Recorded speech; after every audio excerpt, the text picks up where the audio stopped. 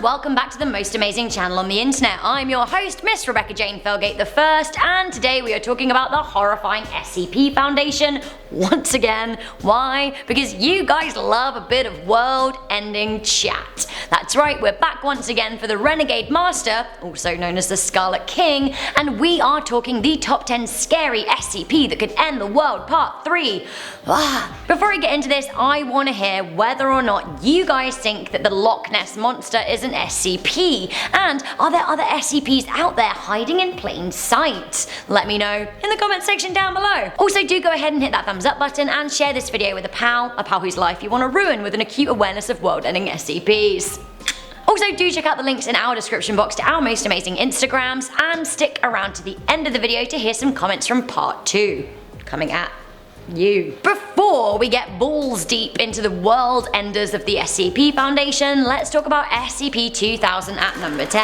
How do you know that you aren't an SCP? Like, seriously, think about it. You could be. Could you not very well be a clone, or a clone of a clone? How would you know? Are we living in a matrix? Questions, yet no answers. Would the Foundation really be chill with so many world-ending Keter-class SCPs locked up in an actually kind of breachable facility? No, they would not. So in the end, it seems they created SCP-2000, a reality reboot, an SCP with the purpose of reconstructing civilization at the event of a K-class end-of-world scenario. The year it was created is classified, but the Foundation notes suggest that actually it's been activated at least twice in history, which means that we aren't living in the original world, which, is worrying. The Foundation notes from Dr. Henrietta Eisenhower read, "If we ever have to do this again, please do not set the resume date further back than 20 years before the event. Not only can we piggyback on a lot of undestroyed structures if we do, but it will make continuity a lot easier to resume." What does that mean? Tell us more. It seems that the process begins with a core number of 5 million replacement humans who are then told they're part of SCP-2000, and these core humans then work together to smooth the reconstruction over. They make other replacement humans believe that they're living in the original reality, but we're not. My point being, if the world ended, like so many SCPs in this list could bring about, you would die. Sure. But you'd be replaced in a new world until you died in that world again. Coming into number 9, we have SCP-106. Does anyone smell like something rotten? It could well be SCP-106, who smells like death and decay personified. His SCP presents as an elderly humanoid in a constant state of decomposing. Gross.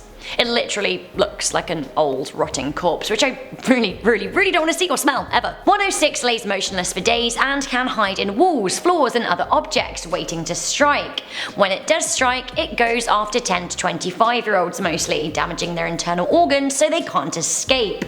It then pulls them into a pocket dimension, which to the outside world would look like a rotting piece of wood or a mouldy wall or something. It then devours its victims as they rot. Any physical contact between the SCP and any other matter, living or mineral, result in that person or item becoming corroded and rotten. A black mucus residue is produced that seems to assist the corrosion. Because of the nature of SCP-106, it manages to frequently escape containment, breaking out of its cell by blending into the walls and rotting it until it crumbles. This SCP could and would break and crumble and mold anything it touched in the world.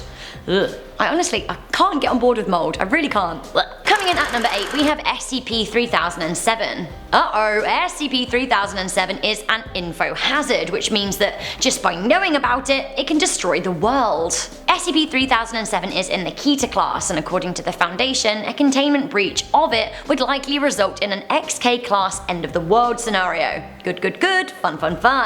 Okay, but what is it? SCP-3007 can best be understood by our mortal minds as a dream. A really bad dream. In this dream, whatever happens in the subconscious world happens to you in real life. If you're hurt in the dream, you're hurt in your bed. If you die in the dream, well, you're dead. The SCP is known as the Red and is said to once have destroyed an alien civilization completely, and now it wants to bleed out into our world. The only way to contain this SCP is to kill anyone that is aware of it, and most especially those who have dreamed of it, so, you know, maybe be careful when you go to sleep tonight. Sorry about it. Coming into number 7, we have SCP-990. Is he trying to help or hinder? That's the question. SCP-990 is another dreamy creature. It appears in people's subconscious as they sleep as a Cold War era male. In the drawings and artworks created of the SCP, he is wearing a hat and has a kind of red stripe of light across his eyes. What does it mean? He is classed as Keter, obviously, although the Foundation don't actually know if the SCP is bad or good. He claims to be good, but you wouldn't you? Dreams in which SCP-990 show up tend to end with him making a grave future prediction. He'll warn the dreamer of a disaster which then inevitably comes true in their waking life. Sounds like a good Samaritan, right? Warning, warning, get out of here? Well, the Foundation aren't actually too sure if maybe he's the one causing the disasters. Worse yet, he has made an end-of-the-world prediction called 99007. He says that an SCP will bring about the end of everything we know, but that SCP isn't even yet known to the Foundation. When he made the warning, he claimed that the SCP is female and hasn't even been born.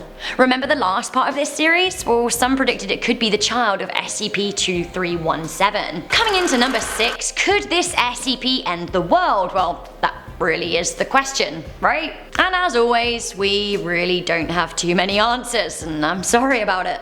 Meet SCP-3034. Now, I can't show you this SCP, but you can listen to it.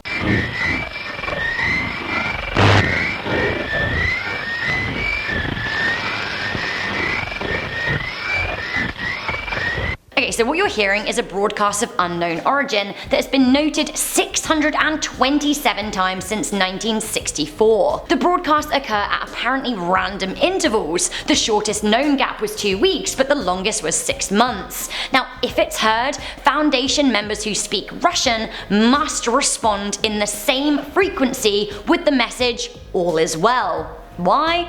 Well, that's classified. What would happen if we didn't respond? Honestly, I dread to think. Could this SCP end the world? Well, probably. Coming into number 5, we have SCP-1782. Also a mystery is SCP-1782. It's a room measuring 42 by 45 square meters. It appears as an abandoned apartment complex located in Kiev in the Ukraine. The doorway to the room reads in Ukrainian 198D. Why? Well, by now I guess you should know better than to ask. The room continually changes. Sometimes it's a kitchen, sometimes it's a bedroom, sometimes it's a living room, and sometimes it's simply an empty space. Anyone who enters the room returns with a fear of holes, and nobody knows why, and I don't like tiny holes in the first place. Have I been to the room? Maybe I have. In the room, a faint sound of metal scraping on metal can be heard. On one occasion, a disembodied female voice could be heard saying, "Shakes me, makes me lighter."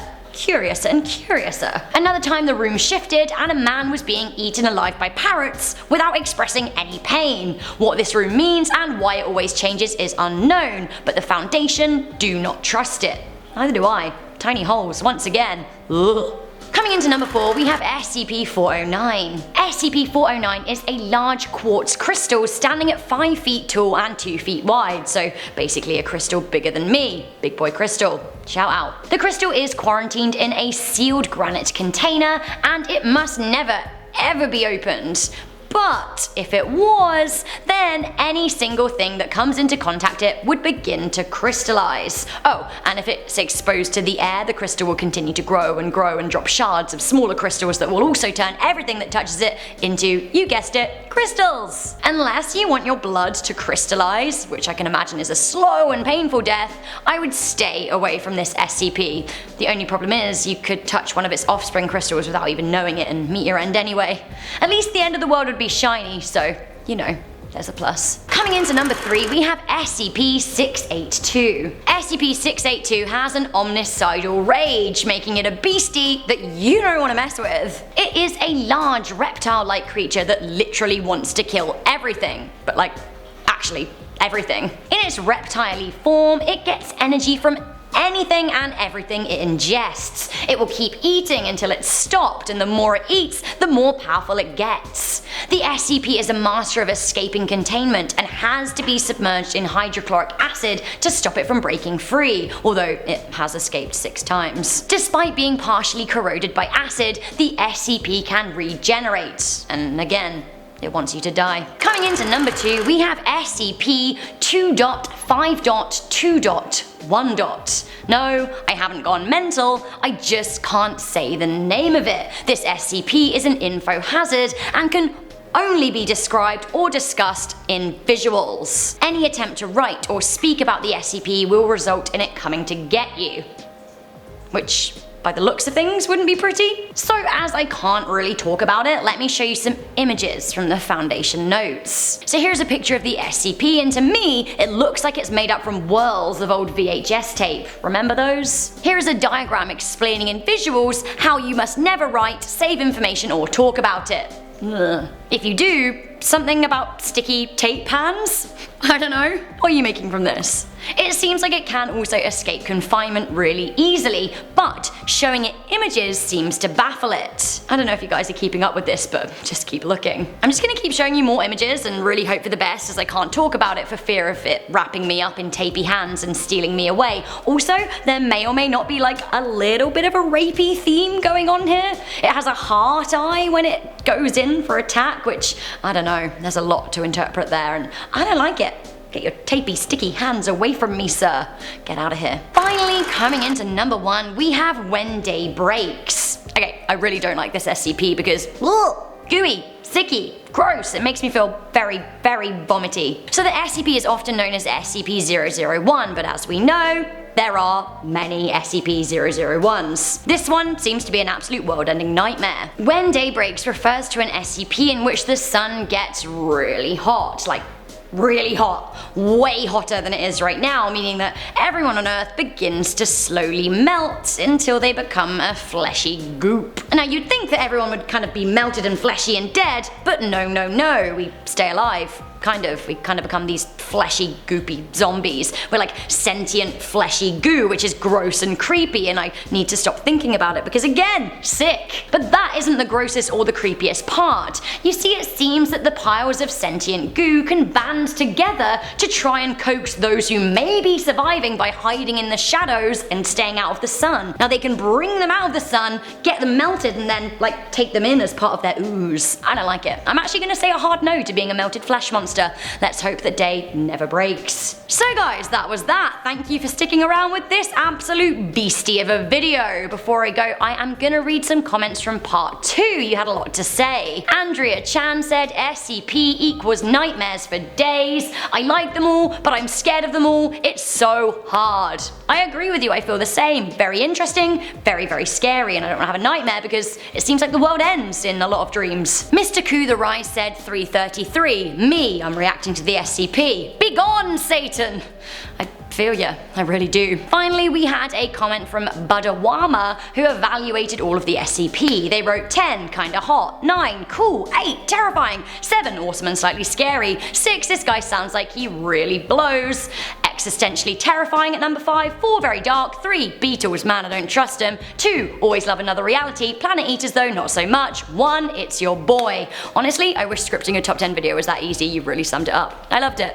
But also, I'm also disturbed how you found 2396 hot, because she turns people into candy.